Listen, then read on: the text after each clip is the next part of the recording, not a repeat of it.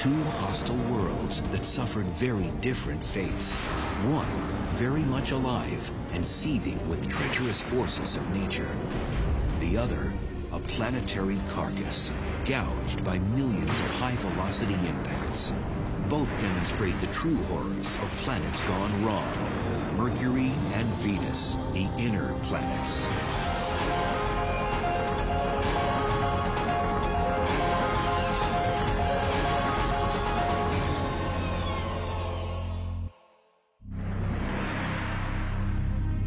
Along with Earth and Mars, Mercury and Venus make up our inner solar system.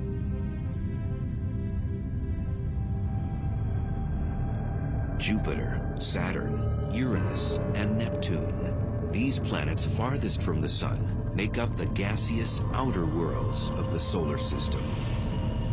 Over 4 billion years, the inner planets bound enough interstellar debris to become rock solid. Why do we study planets? Why do we study astronomy at all? We someday need to go beyond the planet Earth if we expect to survive as a species for a very long time. And we need to know what's out there and what the nature of the universe is.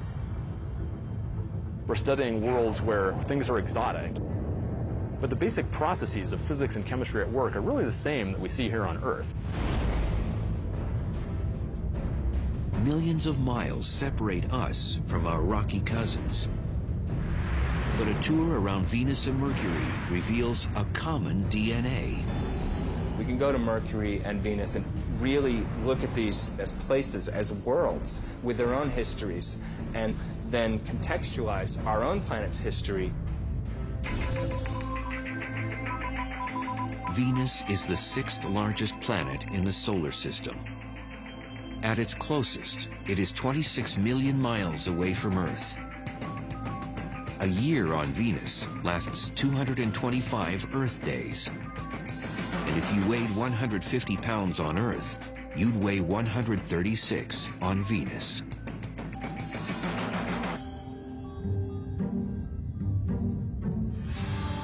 Venus.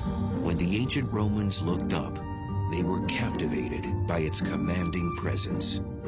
They named the planet after their serene goddess of love and beauty. It's such a beautiful presence in the sky. It seems obvious the connection there. Venus has long been considered our sister planet because of its closeness in composition, gravity, density, and size. Venus and Earth are almost twins in a lot of ways. They're almost the same size. Venus is slightly smaller than Earth. So if Earth was a regulation basketball, Venus is a soccer ball, slightly smaller. And Venus is the closest planet to Earth. So for a long time, it was thought of literally as a twin planet. For ages, scientists thought this twin, like Earth, was a planet covered with deep oceans, lush rainforests, and had a climate that would give credibility to the notion that intelligent life could exist there. Before the space age, people thought it might be very Earth-like on Venus. But the paradox is when we actually got to Venus and started exploring it, the conditions there are so different. It turned out Venus was less of an exotic sister to Earth and more of an evil twin. So here you have two very similar planets in their sort of bulk properties, but they've evolved to such different states. And that creates an interesting problem in understanding planetary evolution, a sort of controlled experiment. Take these two similar planets and let them go for 4 billion years, and then why do they end up so different? First, some of the basic differences. Venus has been hit hard with meteors. One so strong that some scientists think it may have reversed the planet's rotation. Venus has a very slow rotation, and it has what we call a retrograde rotation. So it spins backwards compared to the direction of spin of all the other planets. Because of this retrograde rotation, the sun rises in the west and sets in the east. And the Venusian days are long ones. The amount of time from one sunrise to the next is about 8 Earth months. But the orbital pattern and long days aren't what make Venus so intolerable. In part, it's the wicked climate. With a surface temperature of 900 degrees Fahrenheit, Venus is the hottest planet in the solar system. Travelers there would have their trip cut short in no time. It would take a matter of seconds, maybe 1 second before they were gone, roasted to death. If you're an astronaut sitting on Venus without a spacesuit, then your skin's going to crisp up. You're going to cook just like a turkey in an oven, except much faster even.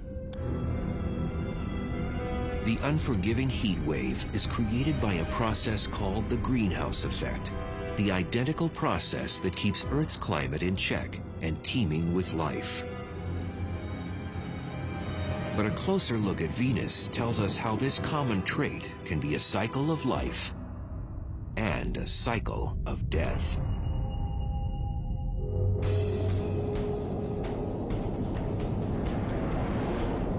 Today, our own temperature is on the rise, and scientists found the possible cause behind it up on Venus.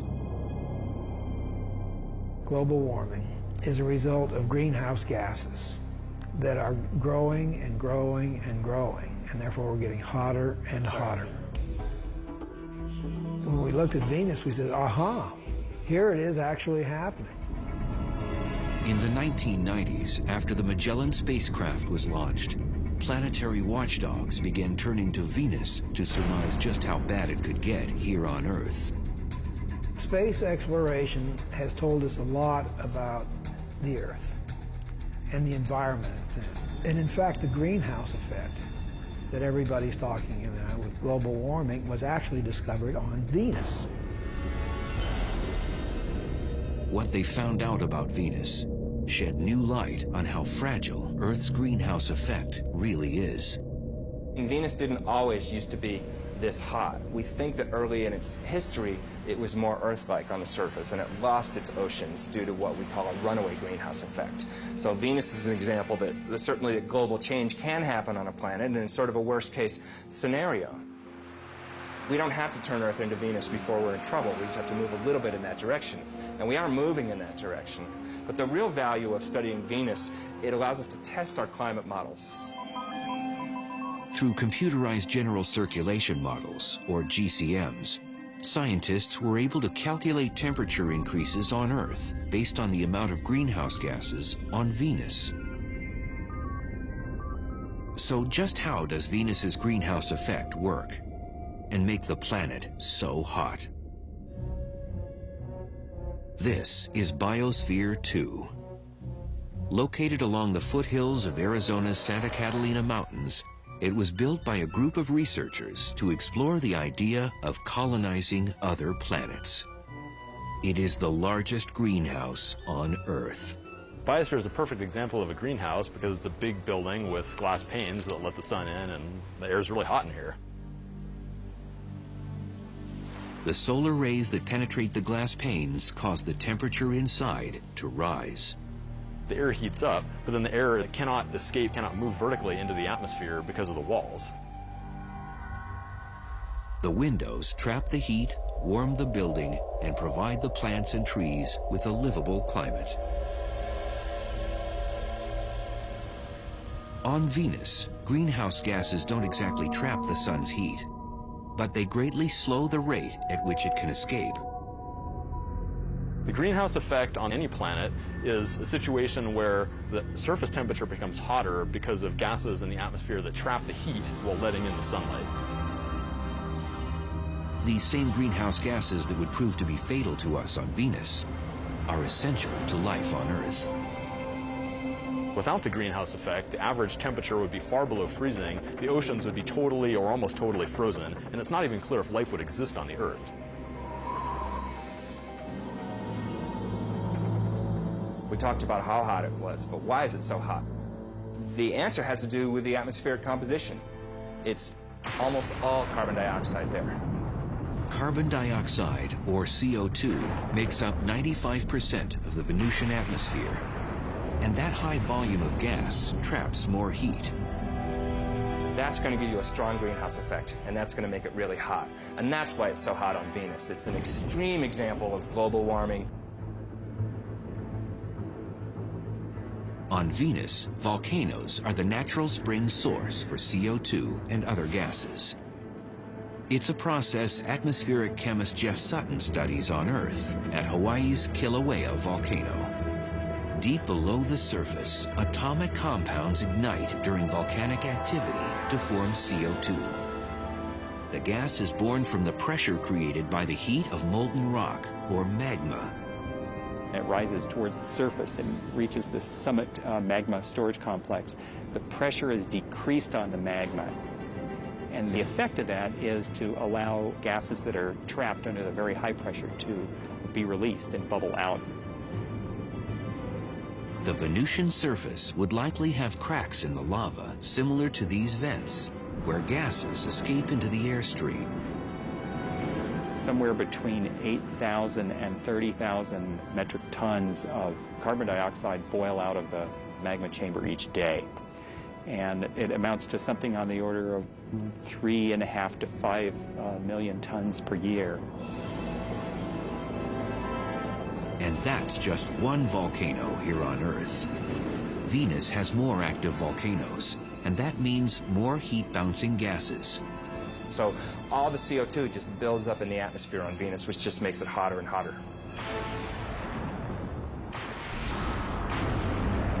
The 900-degree heat isn't the only trait that makes Earth's twin seem a menace.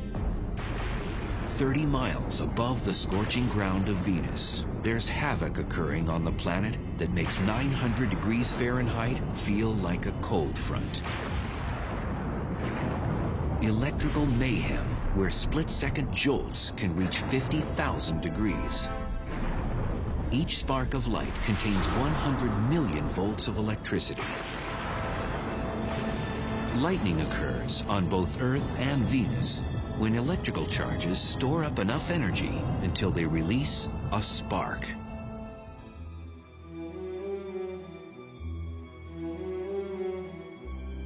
Mears Oppenheim teaches planetary physics to students at Boston University. And researchers like him get in on the action at Boston's Museum of Science.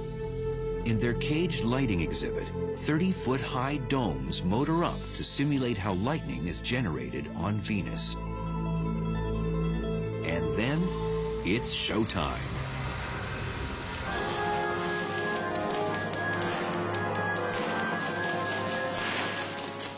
So look at this. We're generating so many millions of volts on these domes that voltage has to escape.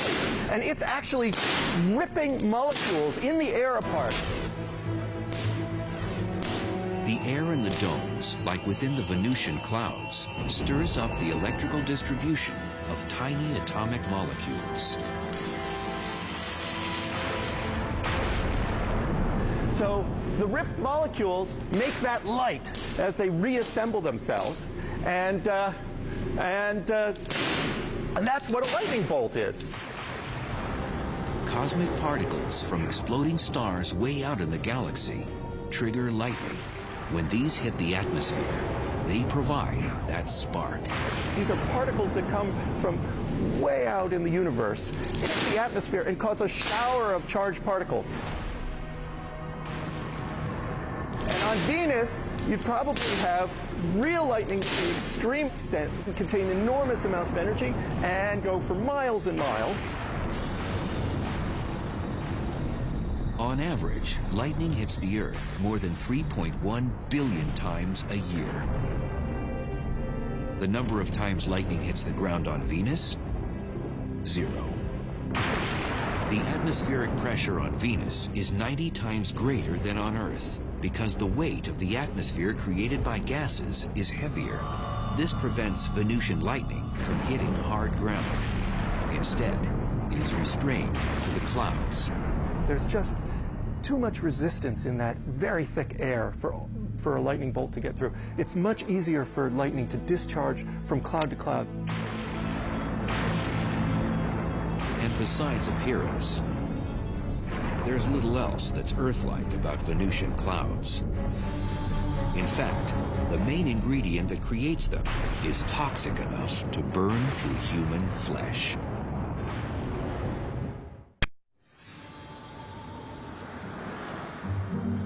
From Earth, you might be able to see Venus twinkle in the morning and evening skies like a star. Definitely not a wallflower. It's so bright in our sky, not just because it's the closest planet to us, but because it's the most reflective planet. Because it turns out Venus is completely covered in these bright reflective clouds. 80% of the sun's light bounces off the clouds that blanket the planet. But even in the clouds, Venus, our so-called twin planet, manages to show an evil nature. And we know that the clouds of Venus are made out of sulfuric acid, basically like battery acid. And that sulfuric acid is made by sulfur dioxide coming out of volcanoes on the surface. Like its greenhouse cousin, carbon dioxide, or CO2, gas pressure pushes sulfur dioxide to the surface through volcanic vents. It's the same gas chemist Jeff Sutton monitors carefully at Hawaii's Kilauea volcano. The gases, the sulfur dioxide in particular, is the noxious, toxic gas. And we wear gas masks to protect our lungs and our airway because sulfur dioxide combines with moisture in your nose and throat and forms sulfuric acid.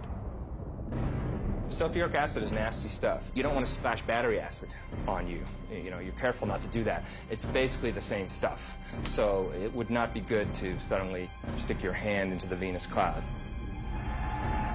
So if a traveler to Venus could survive the acidic clouds, the lightning bolts, the toxic air, and the heat, just how would the Venusian surface look?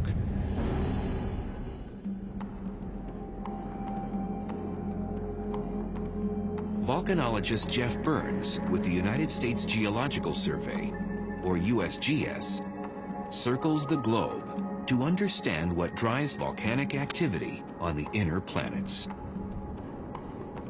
When Burns imagines the surface of Venus, he considers the dark, eerie wasteland of Kilauea's lava fields on the big island of Hawaii. It's very instructive to be able to come here and study this volcano to compare it to volcanism that has occurred on the surface of Venus. We can actually come out here to the field and study things. We can actually take samples and look at them in detail. Geologists expect the amount of volcanoes on Venus far outnumbers the 1,500 or so on Earth. Some estimates range from 100,000 to over 1 million volcanic features on Venus. With that many volcanoes, lava rock makes up 70% of the Venusian surface, just like it makes up much of Kilauea's terrain. The ground becomes solid when the lava cools into hard rock. Having a rock on Earth is our best analog for trying to understand rocks on the other planets. Basaltic rocks are the most similar to the Venusian plains. Basalt is the most common type of lava rock found on Venus and throughout the inner solar system. The minerals freeze into glass and small crystals, a total transformation from what lava looks like when it streams out of the volcano. When lava is actively flowing across the surface, it's incandescent and typically looks red. Now, quickly it'll form a silvery sheen over the top of it, and then over a period of a few weeks will turn black, such as the lava we see around me here. At 5 miles high, Mont Mons is the largest volcano on Venus. And it's left some tremendous lava channels in its wake, just like Kilauea did. Now, as you can see, the structure, we have levees here on the sides, and then internal structures as well. This is similar, perhaps, to how large channels called canali formed on the surface of Venus. However, they formed at a much larger scale. Large enough to create seemingly endless miles of canali across the Venusian landscape. Consistent in both width and depth, the canali are much longer on Venus than on Hawaii because of environmental conditions on the planet. The dense atmosphere and hot temperature slows the magma from cooling into solid rock. And with little wind and no rain to further cool the magma, lava can cut through the surface for months after an eruption before it hardens.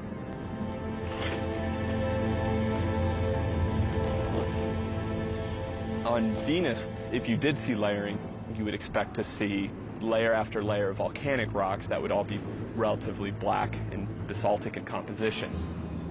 You would probably see little bits of color due to potentially oxidized iron, which would look red.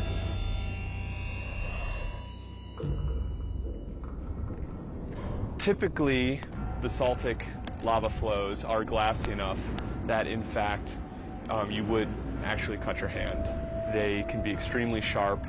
They tend to quench and form glass.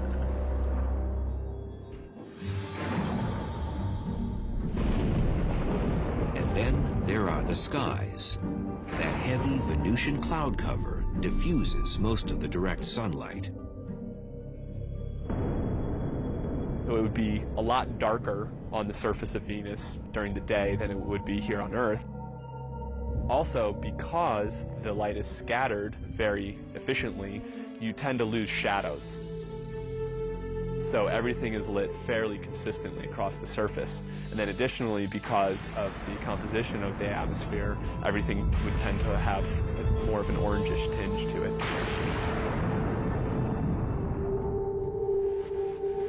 Besides canyons, jagged mountain ranges scrape the Venusian skies. The planet's highest peak is on Maxwell Mons.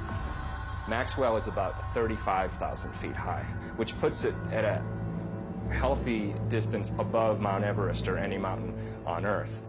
Everest is something like 28,000 feet high. So it's definitely larger than anything on Earth. Our sister planet seems to have outdone one of our 7 natural wonders. But how would the Venusian terrain measure up against another geologic feature, our canyons? The Grand Canyon, a great chasm eroded over 250 million years by the Colorado River. When the Colorado Plateau was uplifted millions of years ago, it gave the water more energy to cut back through the canyon and wear away the rocks. The vast canyons on Venus may have also been formed by erosion, but not by a river. Volcanic systems can erode canyons by having fluid flow, if it's very fluid, not very viscous. Materials can erode similar to water. And the Grand Canyon is only part of the Colorado River system, but even looking at the Colorado River system as a whole is not nearly as long as the longest channels on Venus. Had the ancient Romans known about the volcanoes, acidic clouds, lightning bolts, toxic air, and that scorching heat, perhaps they may have named our evil twin planet after something other than their goddess of beauty and love. There's irony there because, of course, the Greeks and Romans didn't know anything about the conditions on Venus. And then here we are a couple thousand years later, and we're actually exploring this place. And, well, it's not quite so nice according to our taste. But how do the dangers found on our sister planet compare to the cosmic violence on Mercury?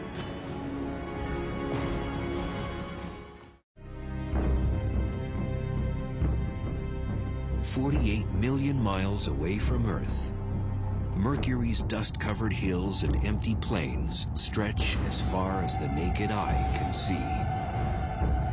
It's a colorless body. I mean, it does not have really any colors like you see on Mars or the Earth or even Venus for that matter.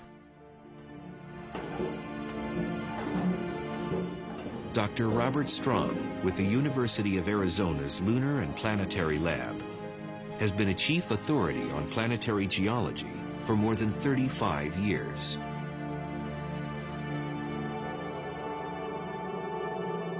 Mercury is the innermost planet, and it's quite different than anything else in the solar system.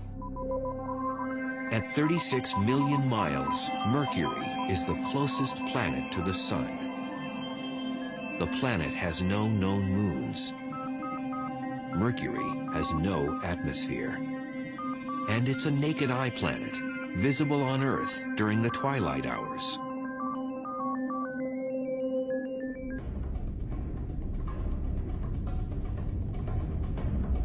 With a diameter 60% smaller than Earth, Mercury is the solar system's scrawniest planet.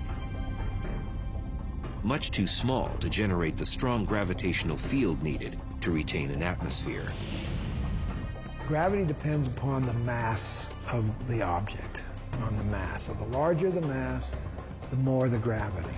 So on Mercury, the gravity is less on there.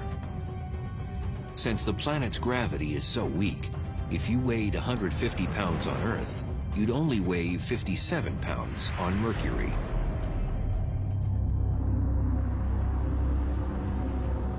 Planet size matters when it comes to the internal heat needed to sustain geologic activity. The internal convection currents that drive geology stop, and in general, it just freezes up and there's no way to sustain that geological activity. And that happened to Mercury a long time ago, probably after less than 1 billion years of its life. The days when the planet beat with a strong pulse that produced volcanic and tectonic Mercury quakes are long gone. Is Mercury a dead planet? Depends on what you mean by dead. Is it internally active now? Probably not. It's probably not active at all. It is essentially a dead planet and has been dead for about 4 billion years. For a near lifeless planet, Mercury still has some movement. Named by the ancient Romans after the swift-footed messenger god, Mercury orbits the Sun in 88 Earth days, the fastest of any planet. But when it comes to the time it takes Mercury to spin on its own axis, the planet holds the record for being the slowest. Length of time, around 180 Earth days, about half a year. The Sun's gravitational force creates a tidal friction within Mercury, which slows down its speed as it spins on its axis. This means a year on Mercury is shorter than a day on the planet. And that sluggish rotation gives Mercury a somewhat peculiar weather forecast. For 6 months, the side exposed to the Sun reaches 800 degrees Fahrenheit. On the other side, the temperature drops to 300 degrees below zero. It has a long time to heat up on the side facing the Sun and a long time to cool down on the other side. And that's why it has these huge temperature extremes. Despite its close proximity to the Sun, Mercury is a bit of a black sheep in the planetary family. Its skies always seem like starry nights. The skies would be black.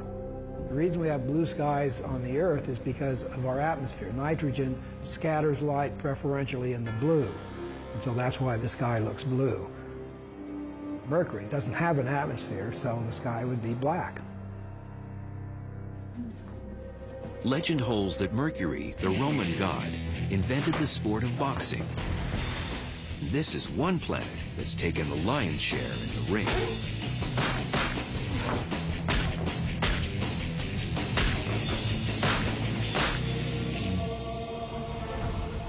Mercury has had millions of meteors and asteroids explode on its surface because it doesn't have an atmosphere to protect it.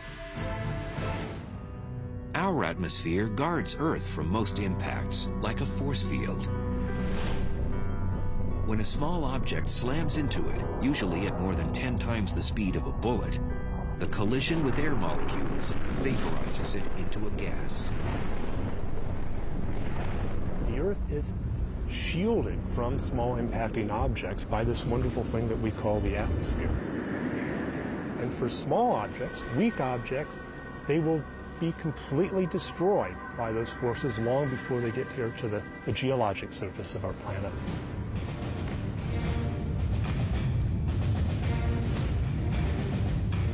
On Mercury, without that atmosphere, the asteroids and meteors smack down at full throttle. This makes Mercury the most heavily cratered planet in the solar system. You cannot take a step on Mercury without encountering an impact crater. Back in 1974, the Mariner 10 space probe mapped half the planet's surface, including the largest crater ever surveyed in the solar system. The most prominent feature is a feature called the Caloris Basin, which is a very large impact crater that is about maybe 900 miles in diameter. 900 miles in diameter. That's a couple hundred miles broader than the entire state of Texas.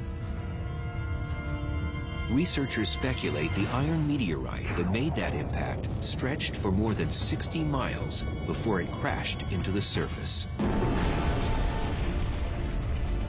Moments after impact, seismic waves converged at the antipodal point, the spot on the exact opposite side of the planet.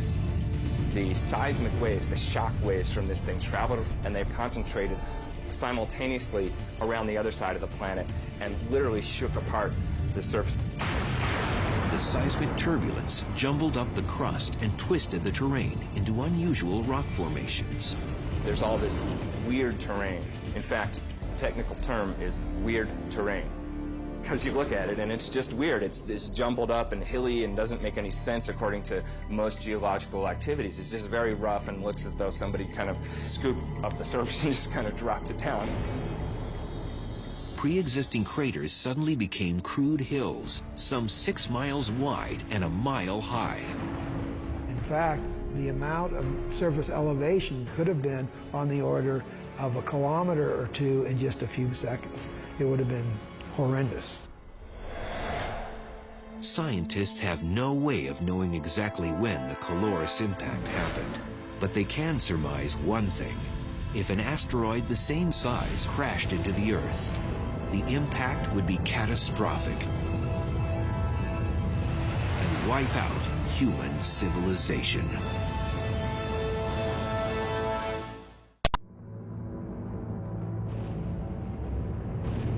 Countless meteor and asteroid impacts have left Mercury scarred with dents and crater rings. Today, the planet looks beaten, a terrestrial corpse. Like Mercury, Earth's surface is vulnerable to bombardment. And Arizona's meteor crater is one of our most preserved and Mercurian craters. The desert basin has given geologists a better understanding of what happens when a meteor strikes Mercury's surface. Upon impact, energy from the shock wave rips through the surface and moves tons of rock upward to shape the crater. And that flow of rock excavated this bowl-shaped cavity and deposited debris on the landscape for kilometers around. Same energy swept up the crater walls and caused these flat-laying layers of rock behind me to actually be uplifted.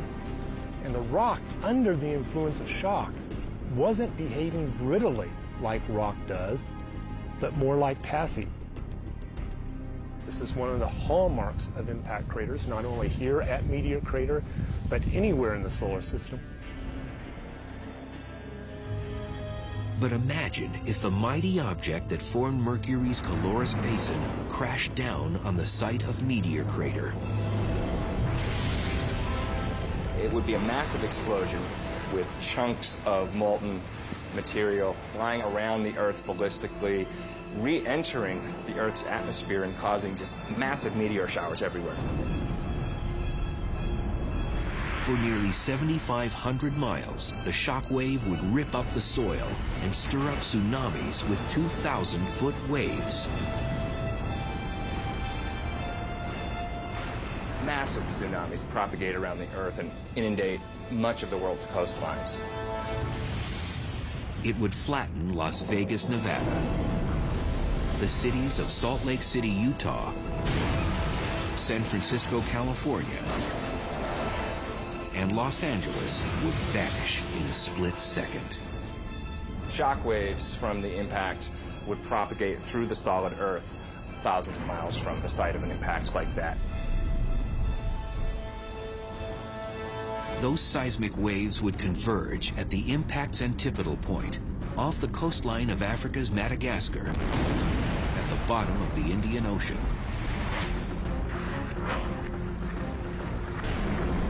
Suddenly, a mountain range would explode through the ocean floor and crash up to form that weird Mercurian terrain. Like an unbelievable earthquake, probably everywhere on Earth for an object that large. Meteor crater would be a nick in the surface compared to the Mercurian gash left behind from a Colorus-type impact. The gouge would consume a quarter of the continental United States. An object that size would eliminate a large portion of the west coast of the U.S. If it fell, say, on Arizona. It would literally change the coastline in an instant.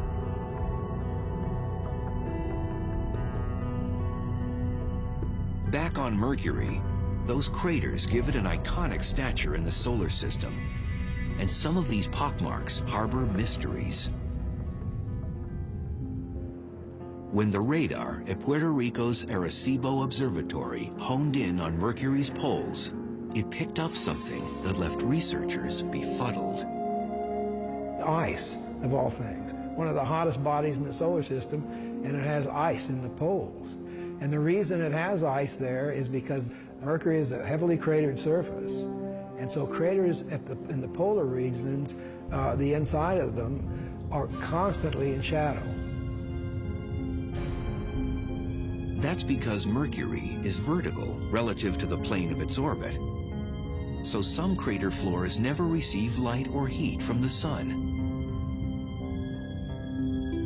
But with no obvious water source on the planet, that begs the question, how did the ice get there? Scientists believe the mystery ice could have come from a comet. Comprised of rock, dust, gases, and ice, comets come from the outer reaches of the solar system, where the temperatures are much colder. Could this ice just be on the bottom of permanently shaded craters? Or could it be ice that's sort of covered up by a layer of dust which is shielding it from sunlight? We really don't know. Besides these comet collisions, there is yet another type of crater on the planet, and they weren't formed by anything that fell from the sky. Instead, an Earth-like force of nature created these holes, and it generated deep from within the planet's core.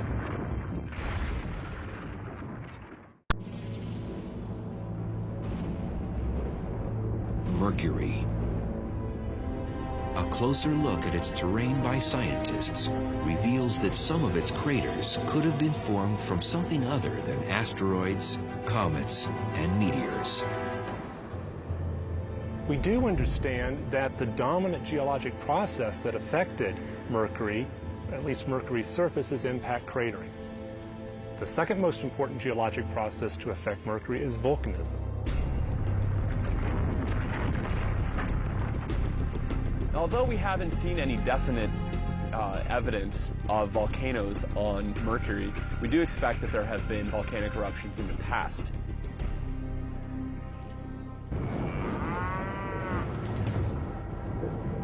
This remote cow pasture, a 3 hours drive north of Phoenix, might contain a telling link to Mercury's volcanic history. The cratered hills are extinct cinder cone volcanoes, and geologists suspect similar ones can be found on Mercury. This is a cinder cone. You can see behind me there's a large crater in the center, which is typical of cinder cones. These volcanoes do have their differences with Mercury's cinder cones. Because Mercury has less gravity, we would expect the cinder cones that form to be much wider and much flatter. All volcanoes erupt when the pressure from the magma, or molten rock inside, is greater than the strength of the rock containing it. Pressure increases for two reasons: too much magma and too much gas. And when pressure increases in a volcano, it usually has one place to go. Lava comes up to the surface and erupts explosively. You have a vent area, and you have what's called a fire fountain.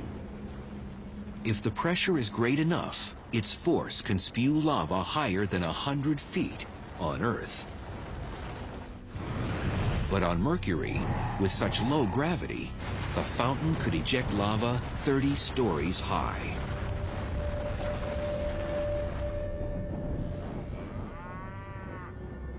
While these cinder cones in Arizona may illustrate our shared volcanic heritage with Mercury, to witness an eruption there firsthand and watch the cinder cones form would be a whole other experience.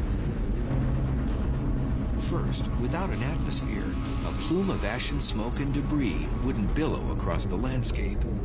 That material would go into essentially a vacuum of space because Mercury doesn't have an atmosphere, so that material would break up much more. Also on Mercury, you wouldn't be able to hear the loud eruption. Since Mercury has no atmosphere, there's no way of transmitting sound. So if you were on Mercury and playing a guitar or a ukulele or a piano, you would not hear anything because there is no atmosphere to transmit that sound. So it would be just complete silence.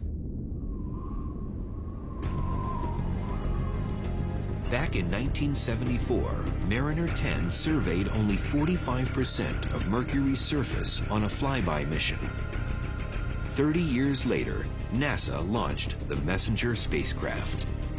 The satellite will map the entire planet and transmit data to eager scientists with a deluge of unanswered questions.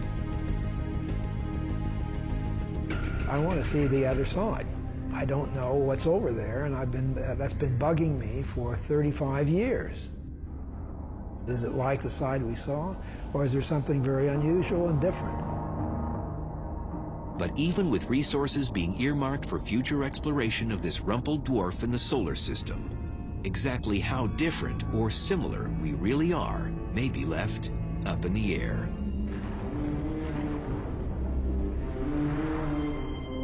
Despite the harsh conditions on Mercury and on Venus, a close look around our own backyards reveals the good, the bad, and the ugly of the inner planets.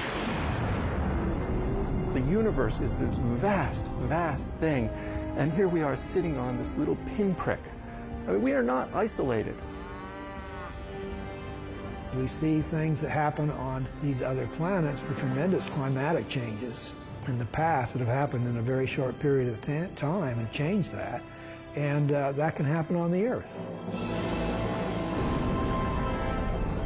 Ultimately, it enriches our knowledge of who we are and how unique and how rare an environment like ours and even creatures like us might be in the universe. And that evolution, that exploration, that turning the corner, that discovery of new ideas is what we're all about. There's a bright future.